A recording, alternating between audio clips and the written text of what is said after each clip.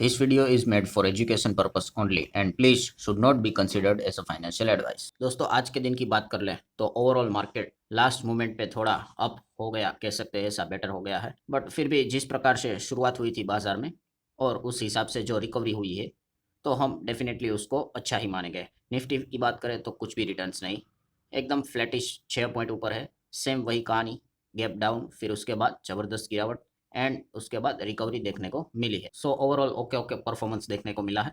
मतलब जो डेली चलता है वही है। इस प्रकार की चीज़ों से कोई खुश होने की ज़रूरत यहाँ पे होती नहीं है, क्योंकि अगर बिग पिक्चर अगर हम देखें तो प्रॉब्लम वही की वही हमें देखने को मिल रही है। प्रॉब्लम क्या है तो यह हर किसी को पता है कि जंग, वॉर, एंड इससे अगर बाहर निकलना है, जो हर कोई कहता है कि ये ख़त्म कब होगा, तो जंग जब यहाँ पे ख़त्म हो जाएगा तो प्रॉपरली ऑफिशियली हम यहाँ पे कह सकते हैं कि जो भी अभी की चीज़ें बन रही है और जो वॉर चल रही है वो यहाँ पे कुछ हद तक रुक सकती है और बाजार में अच्छी रिकवरी आ सकती है।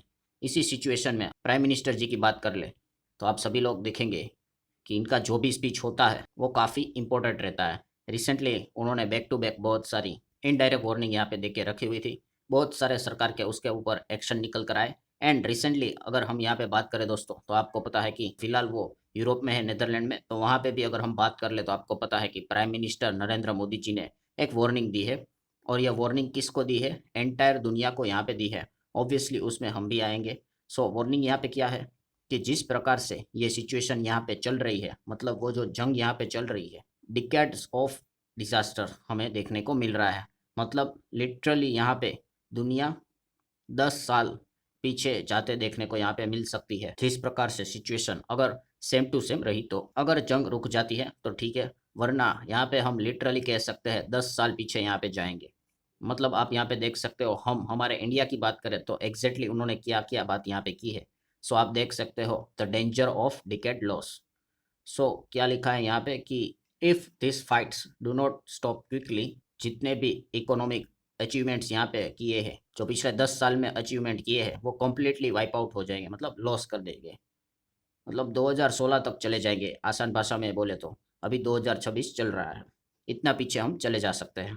Plus massive return of poverty यहाँ पे देखने को मिल जाएगी। मतलब पिछले 10 साल में जो लोग गरीबी रेखा के ऊपर यहाँ पे निकल कर आए थे, वो वापस यहाँ पे क्या हो सकते हैं, उस रेखा के नीचे यहाँ पे जा सकते हैं।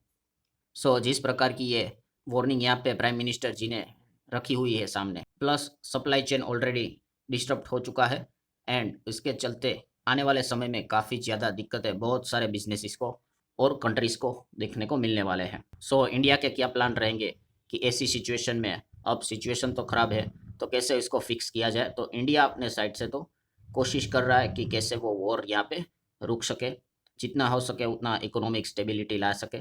तो अपने साइड से वो योगदान देने की कोशिश यहाँ पे कर रहा है। देन मजबूत पार्टनरशिप जो बनाने की कोशिश कर रहे हैं। आपको पता है कि एक ही चीज़ के ऊपर अगर निर्भर रहोगे तो आप फंस जाओगे। सो सॉलिड बैकअप का रिक्वायरमेंट यहाँ पे चाहिए। तो अलग अलग देशों के साथ टाई अप्स यहाँ पे चल रहे हैं। रिसेंटली हम लोगों ने देखा कि यूएई के साथ बहुत बड़ा टाई अप हम लोगों ने किया। अब नेदरलैंड के साथ भी कुछ इसी प्रकार के टाई अप्स यहाँ पे चल रहे हैं। देन सबसे important cheese, focus on self reliance, मतलब खुद के ऊपर भरोसा करना, लोकल मैन्युफैक्चरिंग को बढ़ावा देना, वोकल फॉर लोकल की अगर बात करें तो क्लीन एनर्जी को यहाँ पे बढ़ावा देना। सो इस प्रकार की अगर चीज़ें के साथ हम आगे बढ़ेंगे तो जो ग्लोबल लेवल का जो शौक है उसमें हम सर्वाइव यहाँ पे कर पाएंगे। ये तो एक कुछ पॉइंट्स उन्होंने सामने रखे हैं। मतलब बॉटम लाइन क्या है कि जब भी प्राइम मिनिस्टर जी का स्पीच किधर भी शुरू हो जाता है, वो बार बार डायरेक्टली या इनडायरेक्टली वार्निंग देने की कोशिश कर रहे हैं। एंड इसी चीज़ के चलते अगर हम देखेंगे तो ऑयल भी आप देख सकते हो दोस्तों, ऑयल 110 क्रॉस होते हुए देखने को मिला है। 110 का क्रूड, मतलब हमारी तो हालत ख़राब हो जाएगी। ऊपर से अगर देखा गया तो ट्रम्प यहाँ पे क्या कर रहे हैं, अपने साइड से प्रोवोक करते हुए देखने को मिल रहे हैं कि वॉर और ज़्यादा कैसे एस्केलेट हो सके। मतलब रिसेंटली उन्होंने एक पोस्ट कर दी, gulf map with the US flag and explosion pics दिखा दिए। मतलब क्या है कि धमकियाँ देने की कोशिश कर रहे हैं डायरेक्टली या इनडायरेक्टली फिलहाल ईरान को। जो उनका ट्रूथ सोशल है, सोशल मीडिया प्लेटफॉर्म, वहाँ पे आप देख लो कि ये मैप उन्होंने पोस्ट कर दिया है पूरा। इसमें अमेरिका का झंडा दिखा दिया, मिडल ईस्ट भी दिखा दिया एंड ईरान के ऊपर सब चारों जगह से अटैक करते हुए ऐसी इमेज उन्होंने यहाँ पे अपलोड किया है।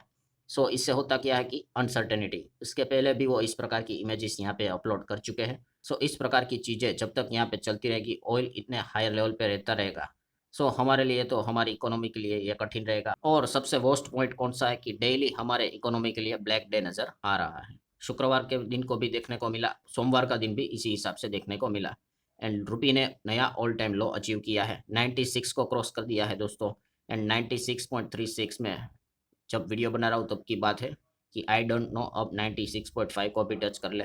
जिस प्रकार की रुपया ये गिर रहा है 100 को भी टच करेगा। कुछ कुछ एक्सपर्ट का तो मानना है कि 120 130 तक भी जा सकता है एंड ऐसा हुआ तो सिचुएशन लिटरली काफ़ी खराब होते हुए देखने को मिल सकती है, क्योंकि आप सबको पता है क्योंकि हमें डेली 50 लाख बैरल की रिक्वायरमेंट होती है ऑयल्स की एंड 50 लाख बैरल्स के लिए पहले $60 एक बैरल पड़ता था, वो अब $110 पड़ रहा है। सो पहले 300 के आसपास का बिलिंग बनता था, मिलियन डॉलर्स की बात करें तो अब 550 का बन रहा है एंड ऊपर से मतलब बोलते हैं ना कि गरीबी में आटा गिला, तो $70 का $1 था वो अब 96 यहाँ पे हो चुका है।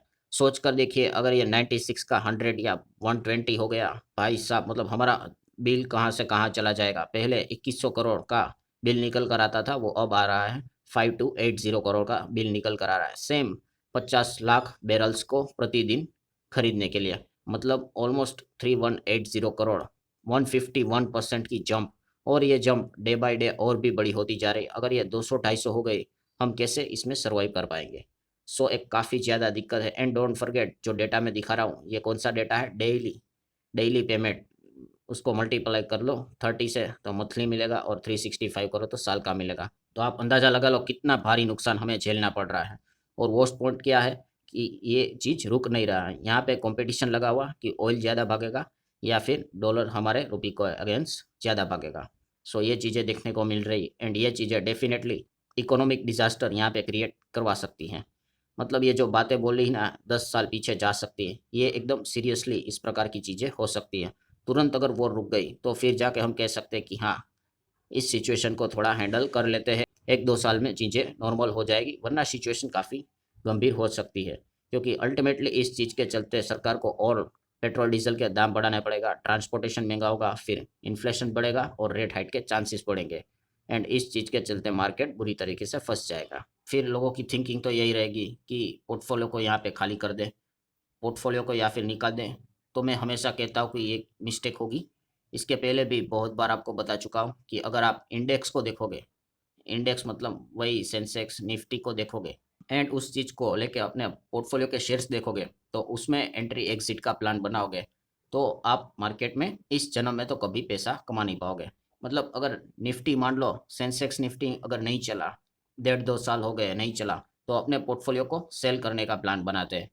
मतलब आपके पोर्टफोलियो में 5 शेयर होंगे या 10 शेयर होंगे, तो उनके परफॉर्मेंस के ऊपर आपका पोर्टफोलियो का रिटर्न डिपेंड करता है, ना कि निफ्टी के ऊपर। निफ्टी तो एक ब्रॉड इंडेक्स है। सो ठीक है दोस्तों, आशा करता हूँ जितने भी पॉइंट्स थे वो सारे कवर कर लिए। वीडियो हेल्पफुल लगा होगा, चाहो तो लाइक एंड शेयर कर सकते हो। मिलते हैं अगले वीडियो में, तब तक के लिए बाय बाय।